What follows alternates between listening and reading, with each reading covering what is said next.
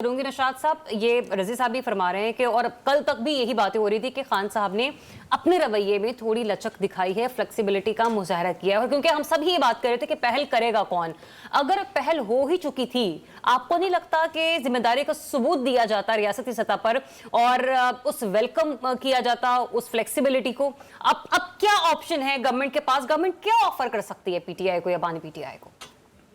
बिस्मिल्लाहिर्रहमानिर्रहीम। देखिए, सबसे पहले तो ये जरूरत है समझने की कि ये पहल हुकूमत ने की है। पाकिस्तान तहरीक इंसाफ ने कोई पहल नहीं की। अच्छा। तहरीक इंसाफ ने एक थ्रेट जारी किया कि 24 नवंबर को हम आ रहे हैं और हम अपने मुतालबात मनवाएंगे, और ख्वाहिश ये है कि बानी तहरीक इंसाफ जो वडियाला जेल के दरवाजे खुलेंगे और लोग उनको कंधों पर बिठाएंगे और सीधा वो लैंड करेंगे प्राइम मिनिस्टर हाउस में, जहां वो वजीर आजम बन जाएंगे।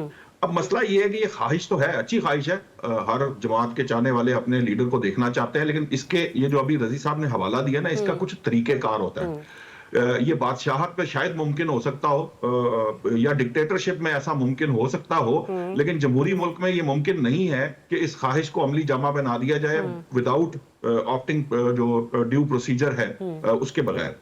अब मामला ये है कि ये जो आपने सुना होगा मोहसिन नकवी साहब ने जिस धमकी की बात की है ना, ये उसी सूरत में आई है कि ये बाकायदा उनको जब ये मामलात चल पड़े थे, ये बात दुरुस्त है रजी साहब की कि एक हुकूमती एहलकार जो थे हुकूमत की तरफ से, उन्होंने बातचीत शुरू की थी।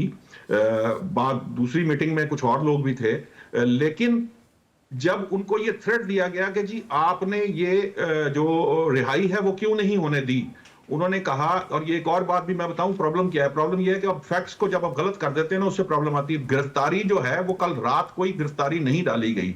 जो इस्लामाबाद पिंडी के 2 केसेस हैं और शायद इस्लामाबाद का केस है जिसके अंदर गिरफ्तारी जो है वो पहले से डली हुई है बानी तहरीक इंसाफ पे, जिसकी वजह से ये आपके सामने ये खबर कहीं चैनल्स पे आपको नजर नहीं आई कि गिरफ्तारी डाली गई है। तो अभी जो फैसल चौधरी साहब फरमा रहे थे, एक मसला यही है। कल भी एक वकील साहब जो थे वो फरमा रहे थे कि उनके ऊपर कोई केस नहीं है, जबकि 62 के करीब मुकदमात इस्लामाबाद में हैं, 54 के करीब मुकदमात जो है वो पंजाब में है, और आपको ये मालूम नहीं है कि उनमें से उनका स्टेटस कहां पे, किस किस मुकदमे का क्या स्टेटस है। लेकिन जो इस्लामाबाद रावलपिंडी के केस हैं, शायद उनमें से किसी केस के अंदर गिरफ्तारी पहले से 3 से 4 मुकदमात में डली हुई है जो दहशतगर्दी से मुताल्लिक है। ये दूसरी बात है।